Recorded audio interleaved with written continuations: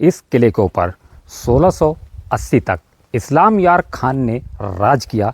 अब यहाँ से कहानी में ट्विस्ट आ गया कि इन गोंड राजाओं के बीच में ये एक मुस्लिम बादशाह कहाँ से आया इस रियासत के अंदर। मतलब पहाड़ के ऊपर पानी, पहाड़ के ऊपर से पानी नीचे को रिसता है, मगर नीचे से पानी इस टंकी के अंदर ऊपर की तरफ को आता पहाड़ में, और यहाँ पानी स्टोरेज होता है। राजा इस सीढ़ी से ये ऊपर बैठा करते थे और प्रजा नीचे होती थी, और साइड में जो दो आप स्टेप देख रहे हैं इस पे 2 पहरेदार खड़े होते थे राजा के बाजू में। और भाई साहब ये देखिए, ये है बैंक किले के अंदर, यानी कि उस ज़माने का खजाना यहाँ रखा जाता था इसके अंदर। अब हम आ गए हैं इस किले के क्लाइमैक्स पे। ये जो आप मेरे पीछे देख रहे हैं ना, कभी को गोंड राजाओं की राजधानी देवगढ़ हुआ करती थी, जो तहसील मोखेड़ डिस्ट्रिक्ट छिंदवाड़ा मध्य प्रदेश में पड़ता है। सतपुड़ा के घने जंगलों में बड़ी संख्या में आदिवासी रहा करते थे और आज भी रहते हैं, और ये आदिवासी कई जातियों में विभाजित हैं, जिनमें से एक है आदिवासी गोंड। ऊंची ऊंची पर्वत श्रृंखला और घने जंगलों का नाम है सतपुड़ा। सतपुड़ा भारत की दूसरे नंबर की सबसे बड़ी पर्वत श्रृंखला है, और इसी सतपुड़ा में यह है गोंड आदिवासियों का किला, देवगढ़ किला।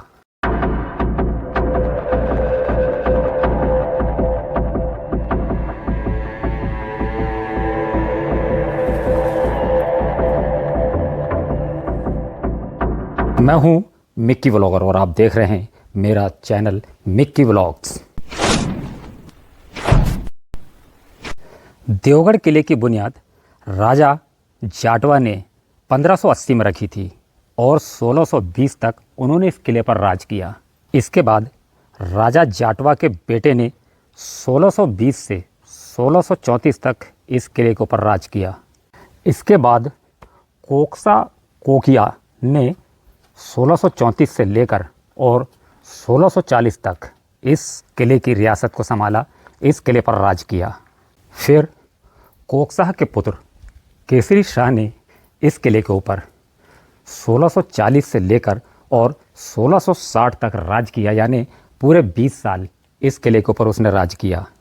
इसके बाद केसरी शाह के बेटे गोरख शाह ने इस किले के ऊपर 1660 से लेके और 1670 तक राज किया, और इस गोरख शाह के 5 बेटे थे। ये बात आप आगे नोटिस में रखना। इसके बाद यानी कि 1670 के बाद 1670 से लेकर इस किले के ऊपर 1680 तक इस्लाम यार खान ने राज किया। अब यहाँ से कहानी में ट्विस्ट आ गया कि इन गोंड राजाओं के बीच में ये एक मुस्लिम बादशाह कहाँ से आया इस रियासत के अंदर। इस गोंड रियासत के अंदर इस किले में मुस्लिम बादशाह की एंट्री कैसे हुई, ये मैं आपको आगे बताऊंगा इसके बारे में। इससे पहले इस पूरे किले की रूपरेखा को देखते हैं और इस किले को पहले समझते हैं कि ये किला आखिर किस तरह का है। ये देवगढ़ किला एक बहुत ऊंचे पहाड़ के ऊपर बना हुआ है, और ये जो रास्ता देख रहे हैं ये नीचे बस्ती में से ये रास्ता आता है, और बस्ती से इस रास्ते के मेन गेट की दूरी लगभग 1 किलोमीटर की है। तो ये पूरी चढ़ाई 1 किलोमीटर की, और इस किले के चारों तरफ सागौन के बड़े बड़े जंगल हैं। और जैसे ही हम इस रास्ते से यहाँ तक आ जाते हैं तो इसका बिल्कुल सामने इस किले का मेन गेट है, जहाँ से इस किले की अंदर की एंट्री है इस मेन गेट से। और जैसे ही इस मेन गेट से हमारी इस किले के अंदर एंट्री होती है तो यहाँ से एक रास्ता ये गया इस किले के गेट के बराबर से। और यहाँ पे देख रहे होंगे आप 1 2 3 4 5 एक कोने में ये चबूतरे पे ये दर बने हुए हैं, और इन दरों में ये छेद बने हुए हैं ताकि गेट के पास यहाँ से सैनिक किले के बाहर की पूरी पहरेदारी कर सकें, और अगर कभी किले पे हमला हो तो इन छेदों से निशाना लगा के हमला कर सकें। और जैसे ही हम इस तरफ जाते हैं तो ये मेन गेट के ऊपर ये कि ये सीढ़ी जा रही है, वहाँ से भी आपको दिखाता हूँ। पहले बिल्कुल मेन गेट के इस हैंड से, अभी पहले वाला हैंड दिखा रहा था आपको लेफ्ट हैंड साइड अंदर आने के बाद, अब ये राइट हैंड साइड से ये सीढ़ी चढ़ के इस मेन गेट के ऊपर की छत के ऊपर आ गई। और इस मेन गेट पे भी ऊपर छत पे ये दर बने हुए हैं, और यहाँ से बाहर देखने के लिए छेद बने हुए हैं ताकि इस मेन गेट के ऊपर से भी सैनिक किले के मेन गेट की पहरेदारी कर सकें, ताकि कोई बाहर से हमला करके किले का मेन गेट ना तोड़े। तो इस वजह से ये ऊपर का पूरा सिक्योरिटी सिस्टम भी यहाँ पे इस तरह से ये बना हुआ है। और मेन गेट से जैसे ही हम यहाँ तक आते हैं तो यहाँ पे भी किले का एक बहुत बड़ा गेट है, जो किले के बिल्कुल अंदर के एरिया में यहाँ से एंट्री होती है। और ये चबूतरा देख रहे हो, यहाँ पे इस चबूतरे पे इस गेट से बाहर सैनिक खड़ा होता था। और यहाँ भी इसी तरह के दर बने हुए हैं और ऊपर भी दर बने हुए हैं, ताकि सैनिक अगर बाहर से गेट टूट जाए और दुश्मन यहाँ तक आ जाए तो ऊपर से हमला करने के पूरे इंतज़ाम बने हुए हैं इस गेट को, ताकि वो ना तोड़ पाएँ। उससे पहले ही दुश्मन को यहाँ ढेर कर दिया जाए। तो इसका पूरा सिक्योरिटी सिस्टम यहाँ बनाया बाहर को। और जैसे ही इस दूसरे वाले गेट से हम अब किले के मेन किले के अंदर एंटर होते हैं। किले के अंदर एंट्री होने के बाद ये किले का मैप है और इस मैप में दिखाया कि कौन सी चीज़ इस किले में कहाँ पे है। बाहर का पहला गेट दिखाया था, फिर उसका दूसरा गेट दिखाया था। दूसरे गेट से जब किले के अंदर एंट्री हो जाती है तो अब ये जो गेट है, इस गेट के अंदर मेन जो किले की कॉलोनी है, उस कॉलोनी के अंदर इस गेट से एंट्री होती है।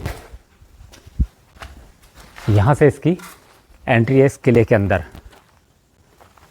और इस एंट्री गेट से जब किले के अंदर आ गए तो इस एंट्री गेट के साथ ये एक और दीवार है जो किले के अंदर की कॉलोनी को कवर करती है। और इस दीवार के बाहर वो मेन दीवार है जो किले के मेन गेट से जा रही है। तो ये इस किले की सेकंड दीवार है जो इस गेट से एंट्री होती है, तो इस किले की और अंदर की सिक्योरिटी की। और ये जो गेट देख रहे हैं ना आप, ये गेट हाथी खाना कहलाता था।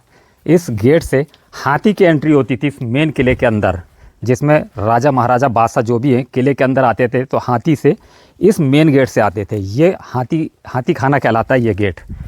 अब ये जो जगह है ना, ये मोती टांका कहलाती है। यहाँ पे आवाज़ भी इको हो रही है।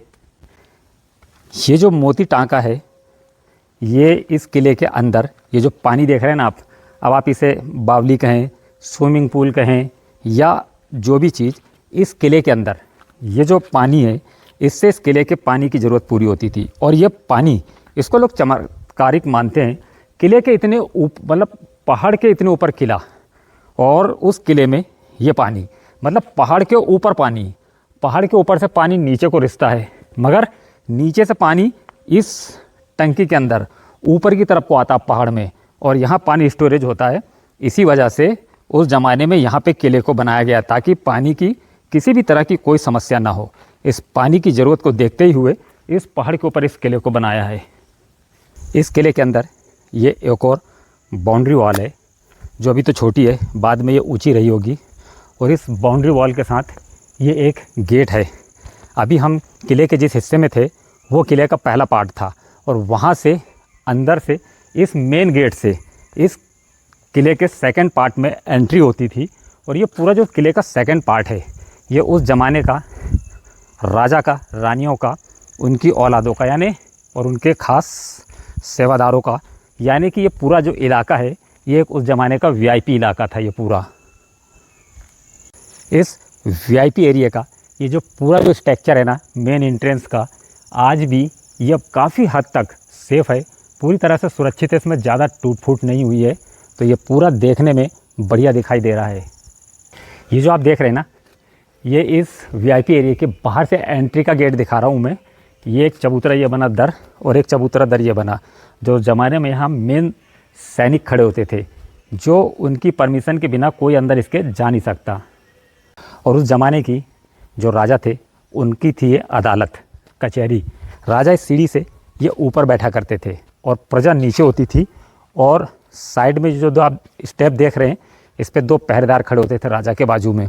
और राजा यहाँ पे प्रजा की समस्याओं को सुनते थे और लोगों के फैसलों को किया करते थे। ये पूरा मैदान आप देख रहे हैं इस किले के अंदर का, ये पूरा उस ज़माने का कोर्ट कचहरी है। और उस ज़माने में ये जो पूरा स्ट्रक्चर देख रहे हैं आप, ये राजा के परिवारों के रहने की जगह है। जो बड़े बड़े ये कमरे बने हुए हैं, और इन्हीं कमरों के अंदर से एक रास्ता इधर को गया है नीचे की तरफ को। और इसके अंदर पूरा अंधेरा है, और एक ये छोटी छत है, और इसके ऊपर भी मकानात थे। और यहाँ से एक गेट से दूसरा फिर तीसरा, ऐसे करके ये कनेक्टेड हैं अंदर पूरे छोटे छोटे रूम। और भाई साहब ये देखिए, ये है बैंक किले के अंदर, यानी कि उस ज़माने का खजाना यहाँ रखा जाता था। इसके अंदर अंदर से ये राजा का विश्व बैंक, ये देख रहे हैं ना आप, ये देखो यहाँ पे एक सैनिक बैठता था और इसका ये मेन गेट है। जैसे ही हम इसके अंदर आते हैं तो यहाँ पे किले का है हम्माम, यानी ये है स्विमिंग पूल। ये जो आप देख रहे हैं पूरा, ये किले के अंदर स्विमिंग पूल बना हुआ है। इसके ऊपर कभी कुछ छत रही होगी, क्योंकि ऊंची दीवार ये बता रही है कि इसके ऊपर भी फ्लोर थे, लेकिन ये उस ज़माने का हमाम है। और भाई साहब ये जो हमाम है ना, हमाम से नहाने के बाद ये जो गेट है ना, इस गेट से ऐसे हम आ गए यहाँ पे अंदर। और अंदर आने के बाद ये जो नज़ारा है, ये कहलाता था उस ज़माने का बादल महल। तो इस किले का ये महल था। यहाँ पे एक बहुत बड़ा स्ट्रक्चर बना था जो अब पूरे तरीके से खंडर में तब्दील हो गया है। ये कहलाता था इस किले का बादल महल। और इसी बादल महल के अंदर है ये बावली, जो पानी की ज़रूरत इस महल के अंदर पूरा करती थी। और यहाँ से बनी है इस बावली में उतरने की सीढ़ियाँ नीचे को जाने की।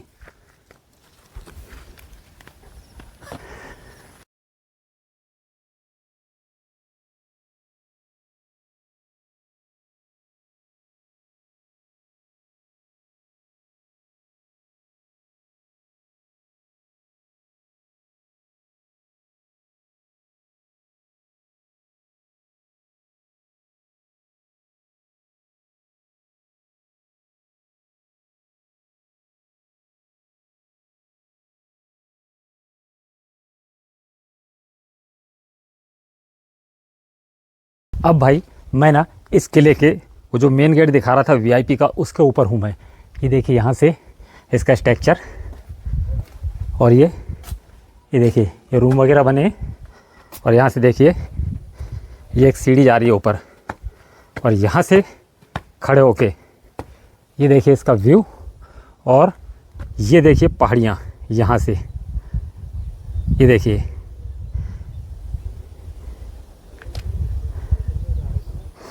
और यहाँ से वो पूरा गांव नज़र आता है, और चारों तरफ ऊंची ऊंची पहाड़ियाँ नज़र आती हैं, और बीच में वैली है जहाँ गांव है। और फिर ऊपर पहाड़ी के ऊपर ये किला बना हुआ है पूरा, ये देखिए। और ये सागौन के घने घने जंगल हैं इसके चारों तरफ। ये सतपुड़ा रेंज है। तो यहाँ से इस तरह का नज़ारा दिखाई देता है इस किले का। और इस किले के अंदर ये जो स्ट्रक्चर देख रहे हैं ना आप, ये बड़े सा जीना ये ऊपर जा रहा है, और ये गोल घेरा। किले की जो पूरी सुरक्षा थी, उनका जो सेनापति था वहाँ बैठा करता था, और इस पूरे किले की सुरक्षा की पूरी रणनीति वहीं से बनती थी ऊपर से। अब हम आ गए हैं इस किले के क्लाइमैक्स पे। ये जो आप मेरे पीछे देख रहे हैं ना, ये इस किले के उसी जो मेन एरिया है उसी के अंदर ये है मस्जिद। इस किले के अंदर अब गोंड राजाओं की रियासत में और गोंड राजाओं के किले के अंदर मस्जिद ये बताती है कि इसमें किसी न किसी एक मुस्लिम बादशाह का बाद में एंट्री हुई है। तो ये पूरी मस्जिद इसकी कहानी को बयान कर रही है। इस किले के अंदर जो आप सामने देख रहे हैं ये मस्जिद है। हमारी पिछली कहानी में हम गोरख साहब पे थे, जब मैं कह रहा था कि उसके 5 बेटे थे, इसको आप नोटिस में रखना। उस गोरख साहब जिसने 1660 से 1670 तक इस किले पे अपना शासन किया था, उसी गोरख साहब के 5 बेटों में से 2 बेटों ने औरंगजेब के कहने पर इस्लाम कबूल कर लिया था, और उन्हीं के बेटों ने इस किले के ऊपर फिर राज किया। और उनके 5 बेटों में से जो 2 बेटे थे, उसमें उनका एक बेटा था इस्लाम यार खान। इसने 1670 से लेके 1680 तक इस किले के ऊपर राज किया, यानी कि इस्लाम यार खान। और गोरख शाह का जो दूसरा बेटा था, उनका नाम था दीदार यार खान। उन्होंने 1680 से 1686 यानी कि 6 साल तक इस किले के ऊपर राज किया। इन दोनों मुस्लिम बेटों ने, एक ने 10 साल और दूसरे ने 6 साल, यानी दोनों को मिला के 16 साल तक इस किले के ऊपर राज किया। कि ये जो दोनों बेटे थे, इनका जो कार्यकाल 16 साल का था, ये दोनों के दोनों बेटे एक अच्छे राजा, एक अच्छे शासक साबित नहीं हो सके। और इनके जो तीसरे बेटे थे महिपत शाह, फिर औरंगजेब ने इनके ऊपर दबाव डाला इस्लाम कबूल करने के लिए, और महिपत शाह ने फिर इस्लाम कबूल कर लिया, और औरंगजेब ने इनके तीसरे बेटे को इस किले का राजा बनाया और इस रियासत का मालिक बनाया। और उसके बाद महिपत शाह का नाम बदलकर बख्त बुलंद शाह रखा गया इस्लाम कबूल करने के बाद। और इनके तीसरे बेटे बख्त बुलंद शाह ने 1686 से 1709 तक इस किले के ऊपर राज किया। और वो जो मस्जिद आपको दिखा रहा था, वो इनके तीसरे बेटे बख्त बुलंद शाह ने अपने लिए बनवाई थी इस किले के अंदर। और 1702 में बख्त बुलंद शाह ने नागपुर शहर की बुनियाद नींव रखी थी। फिर 1735 में 1735 में ये किला और राजधानी इनकी यहाँ से उठकर नागपुर चली गई, यानी कि 1735 तक ये किला आबाद रहा। उसके बाद ये किला पूरी तरीके से गुमनामी और मायूसी के अंधेरे में खो गया। और उसके बाद इस किले की तरफ से लोगों का ध्यान हट गया और ये किला आज पूरी तरीके से खंडर में तब्दील हो गया ये किला। लेकिन बख्त बुलंद शाह, इनके तीसरे बेटे, ने इस्लाम कबूल करने से पहले औरंगजेब के सामने अपनी एक शर्त रखी थी कि मैं रोटी का मसला रखूँगा, बेटी का नहीं। यानी कि ये जो गोंड थे जिनका ये किला था, ये ध्रुवे गोंड कहलाते थे। इसका मतलब ये है कि मैं राजपाट और रियासत का मसला मुग़लों के साथ रखूँगा, लेकिन मुग़लों को कभी अपनी रियाय से कोई बेटी नहीं दूंगा। हमारे ज़्यादातर blog untouched and explore place पर होते हैं।